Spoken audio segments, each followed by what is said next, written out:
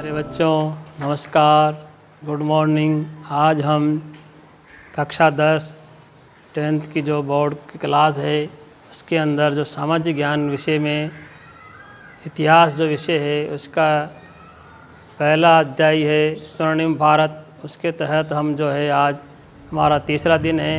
उस पाठ को आगे बढ़ाते हुए हम जानकारी करेंगे।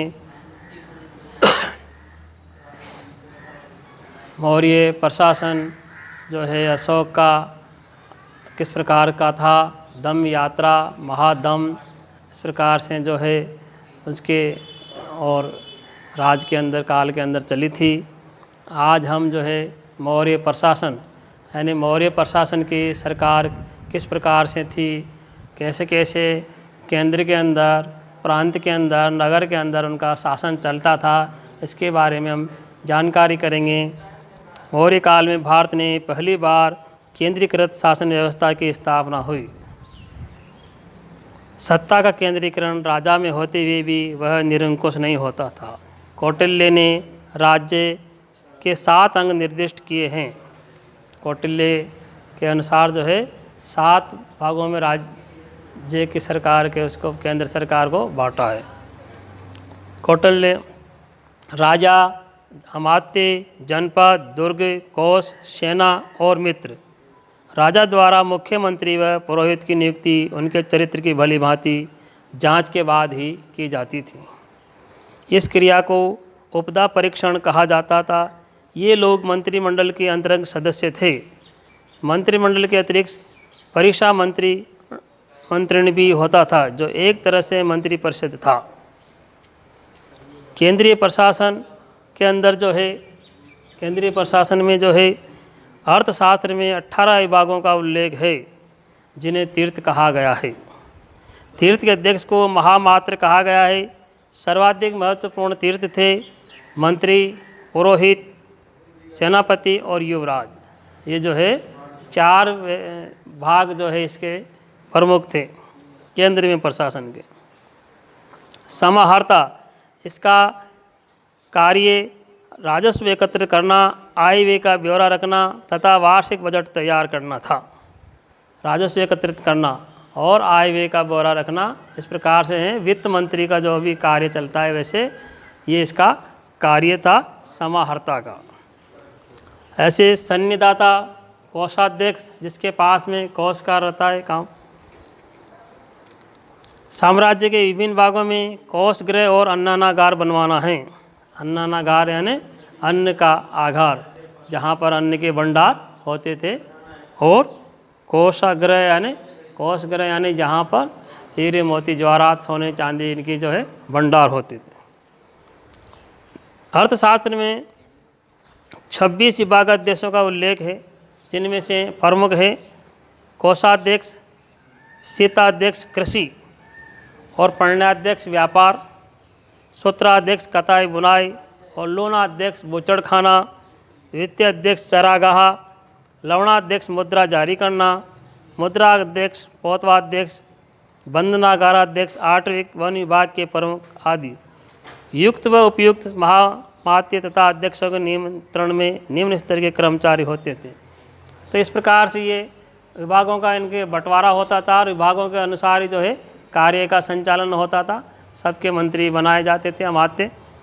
ऐसे ही प्रांतीय प्रशासन, अशोक के समय में मगध साम्राज्य के 5 प्रांतों का उल्लेख मिलता है।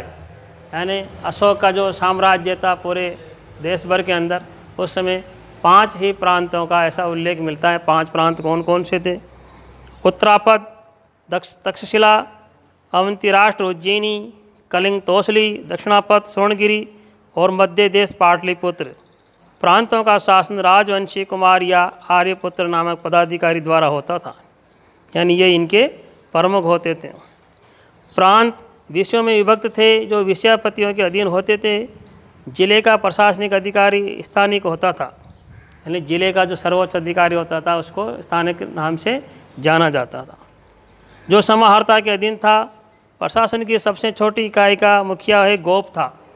प्रशासन की सबसे छोटी इकाई मुखिया को गोप कहा जाता है, जैसे अभी वर्तमान में पंच, सरपंच इनके नाम से जाना जाता है।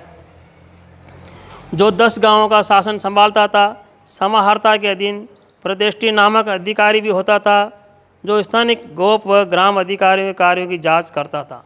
इस प्रकार से प्रांतीय प्रशासन था इनका, और 5 प्रांतों में ये पूरा अशोक का साम्राज्य बटा हुआ था। नगर प्रशासन, मेगस्थनीज एक जो है विद्वान था, इसके अनुसार नगर का शासन जो है प्रबंध 30 सदस्यों का एक मंडल करता था, जो 6 समितियों में विभक्त था। यानी 30 सदस्य होते थे जो, और 6 कमेटियां बनी हुई थी, समितियां। तो उनके अंदर जो है 5-5 सदस्य हुआ करते थे काम करने वाले। प्रथम समिति थी उद्योग शिल्पों का निरीक्षण, द्वितीय समिति थी विदेशियों की देखरेख करना, तृतीय समिति जन्म मरण का लेखा जोखा करना, चतुर्थ समिति व्यापार वाणिज्य देखना, 5वीं समिति निर्मित वस्तुओं की बिक्री का निरीक्षण करना, और 6ठी समिति विक्रय मूल्य का 10वां भाग बिक्री के रूप में वसूलना। प्रत्येक समिति में 5 सदस्य हुआ करते थे। ऐसे ही जो है सैन्य व्यवस्था थी। सैन्य व्यवस्था, सेना के संगठन हेतु पृथक सैन्य विभाग था, जो 6 समितियों में विभक्त था। ये भी प्रत्येक समिति में 5 सदस्य होते थे। ये समितियां सेना के 5 विभागों की देखरेख, ये 5 विभाग थे। तो सेना जो इनकी प्रमुख थी, जैसे आज हमारे मिलिट्री होती है, पुलिस होती है, इस प्रकार से जो है इस समय उस समय भी जो है, और सेना का जो है 5-6 समितियां थी, वो अलग अलग थी। कौन कौन सी थी? पैदल, अश्व, हाथी, रथ तथा नौसेना। सैनिक प्रबंध की देखरेख करने वाला अधिकारी अंतपाल कहलाता था। सीमांत क्षेत्रों का व्यवस्थापक को भी अंतपाल होता था। मेगस्थनीज ने अपनी पुस्तक इंडिका में के अनुसार उसमें लिखा है कि चंद्रगुप्त मौर्य के पास में 6 लाख पैदल, 50,000 अश्वारोही, 9,000 हाथी तथा 800 रथों से सुसज्जित विराट सेना थी। इस प्रकार से जो ऐसा कहते हैं कि सैन्य व्यवस्था भी जो है उस काल में बहुत अच्छी थी, और सबका काम अलग अलग था कमेटियों में। न्याय व्यवस्था, सम्राट न्याय प्रशासन का सर्वोच्च अधिकारी होता था। निचले स्तर पर ग्राम न्यायालय थे, जब ग्रामीणी और ग्राम वर्द अपना निर्णय देते थे। इसके ऊपर संग्रहण, द्रोणमुख, स्थानीय और जनपद स्तर के न्यायालय होते थे। सब ऊपर पाटलिपुत्र का केंद्रीय न्यायालय था। ग्राम संघ और राजा न्यायालय के अतिरिक्त अन्य सभी न्यायालय 2 प्रकार के थे। उनमें से पहला था धर्मस्थीय और दूसरा कंटक शोधन। इन न्यायालयों में निर्णय का कार्य धर्मशास्त्र में निपुण 3 धर्मस्थ या व्यापारिक और 3 अमात्य करते हैं। धर्मस्थीय एक प्रकार की दीवानी अदालत होती थी। चोरी, डाके, लूट के मामले जिन्हें साहस कहा गया है भी धर्मस्थलीय अदालतें में रखे जाते थे। कुवचन, मानहानि, मारपीट के मामले धर्मस्थलीय न्यायालय में ही लाए जाते थे, जिन्हें वाग पारुष्य व दंड पारुष्य कहा गया है। इसी प्रकार से कंटक शोधन, ये भी जो न्यायालय थे, ये फौजदारी अदालतें थी। 3 प्रदृष्टि तथा 3 अमात्य मिलकर राज्य तथा व्यक्ति के मध्य विवादों का निर्णय करते थे। नगर न्यायाधीश को व्यवहारिक महामात्र कहा जाता था तथा जनपद के न्यायाधीश को राजुक कहते थे। चाणक्य के अनुसार कानून के 4 प्रमुख अंग हैं: धर्म, व्यवहार, चरित्र और शासन। मौर्यकालीन समाज, कौटिल्य का अर्थशास्त्र, मेगस्थनीज, इंडिका तथा अशोक के अभिलेखों से मौर्यकालीन की सामाजिक व्यवस्था की जानकारी मिलती है। कौटिल्य ने वर्णाश्रम व्यवस्था को सामाजिक संगठन का आधार माना है। कौटिल्य ने 4 वर्णों के व्यवसाय भी निर्धारित किए। 4 वर्णों के अतिरिक्त कौटिल्य ने अन्य जातियां जैसे निषाद, पार्श्व, रथकार, क्षता, वैदेहिक, सूत, चांडाल आदि का उल्लेख भी किया है। मेगस्थनीज की इंडिका में भारतीय समाज का वर्गीकरण 7 जातियों में किया है: दार्शनिक, किसान, पशुपालक व शिकारी, कारीगर या शिल्पी, सैनिक, निरीक्षक, सभासद तथा अन्य शासक वर्ग। मेगस्थनीज ने अपने वर्गीकरण में जाति, वर्ण और व्यवसाय के अंतर को भूला दिया है। यानी जो है इनका जो अंतर होता था जाति और इन व्यवसाय को लेकर के सब समान कर दिया गया है। इस मेगस्थनीज ने अपने पुस्तक में इस प्रकार से लिखा है। मौर्य काल में स्त्रियों की स्थिति को अधिक उन्नत नहीं कहा जा सकता था, फिर भी स्मृति काल की अपेक्षा वे अधिक अच्छी स्थिति में थी तथा उन्हें पुनर्विवाह व नियोग की अनुमति भी थी। इस प्रकार से मौर्य प्रशासन केंद्र, प्रांत और नगर का अंदर चलता था।